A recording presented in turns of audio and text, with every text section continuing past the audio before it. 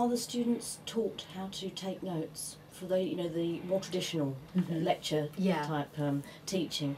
Do they know how to take notes from that kind of colleague? I'm not sure. I suppose we say make notes, make underlinings. I would say as a teacher, I'm not sure I ever take in their notes. I take in their final versions of assessments to be marked, but for the most part, they're left independently to make their own notes, organise their own folder. But I would say, personally, again, because I haven't got a lecture style in that way, I wouldn't necessarily think to teach them how to do it. Okay. What about writing?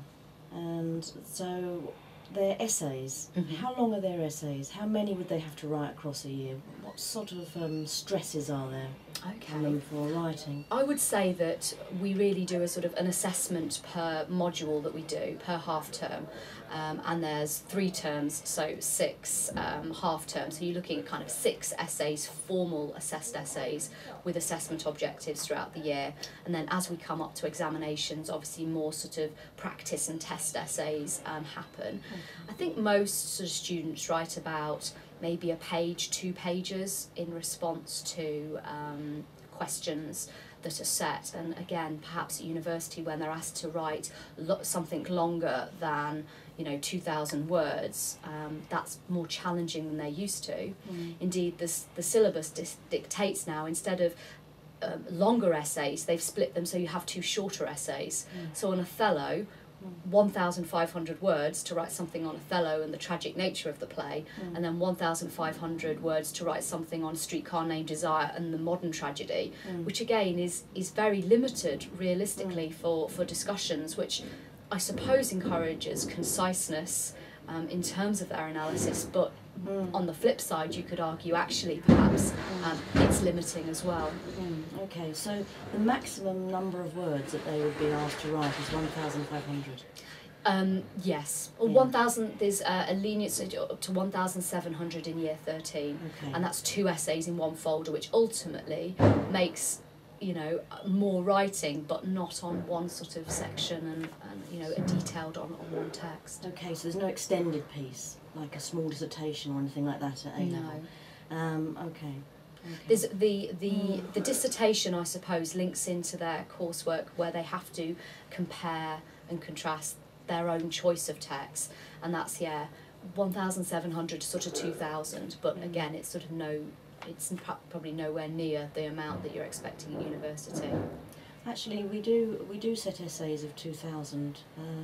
But when we set essays, I suppose, of 4,000 and upwards, that's more of a challenge. But by then we've sort of got them on board a bit. But, but you start off. I think that's probably wise, really, to start off incrementally, because they're not used to. No, okay, that's clear. That's clear. And what about writing skills? Writing an essay, structuring an essay, because some of the remedial work that's done at university is helping them to write, structure, make an argument, which involves actually their own voice and using critical voices, which they're very often very uncomfortable with. And how do I bring in, that scholar or that critic? And is it okay for me to say I think? It's very interesting. I think we discourage use of the first person at A-level. So they're not used to doing that. Their voice isn't necessarily coming through in that sort of in that way. Because again, sort of with assessment objectives, it's not looking for that kind of idea, and it doesn't. They are encouraged to form their own arguments. We do teach, obviously, how to write an essay, how to structure an essay. We also talk in terms of focal points, in terms of what is your topic for this section, almost what are you arguing here, and then sort of trying to sort of framework it in that way, almost like topic sentences, really, to try to create a cohesion throughout, because obviously they've got lots of ideas, and often it's just difficult to try to see the sense of what they're trying to say for all the detail. So I'd say that we explicitly teach it. I would say that we encourage more critical reading. The exam board refers to it a little, but though you can get round it by just offering your own different interpretation of things. So, for example, if you're looking at, we do As You Like It to do with the pastoral as well, so you talking about maybe courtly and sort of country characters and how far they sort of swing from court to country and all of that. And it's the idea is to try to form your own argument within that and to try to encourage critical debates surrounding it, but sometimes they find they can't necessarily access what they mean by the critics or have the resources to be able to do so. We've got things online. We subscribe to the English and Media Centre that has lots of good things online, but we don't have necessarily that many reference books within the library for them. So sometimes it's more throwaway referencing than sort of that cohesive. But again, I think the top end candidates do it by themselves.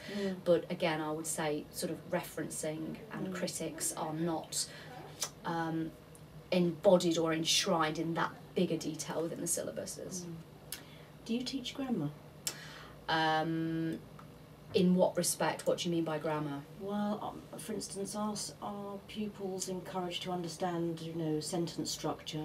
Yeah, and talk about syntactical arrangements and things. Right. Yes. So it's all part of, it's be taught as part of the whole sort of text study. Yeah. So study of the text. Yeah. Hopefully today, when you come into the lesson and you'll see some of their analysis, they'll be taking the quotes and they'll be trying to sort of talk about them as grammatically structured. So hopefully you'll see that. I don't know whether that's just my and Mr. Bristow's class, because we also teach English language, so lots of our language work comes through into our literature, whereas, for example, you go to see Miss Lansbury as well, she doesn't have really any experience of language, so I think it'll be a different sort of a flavour and a different way of analysing.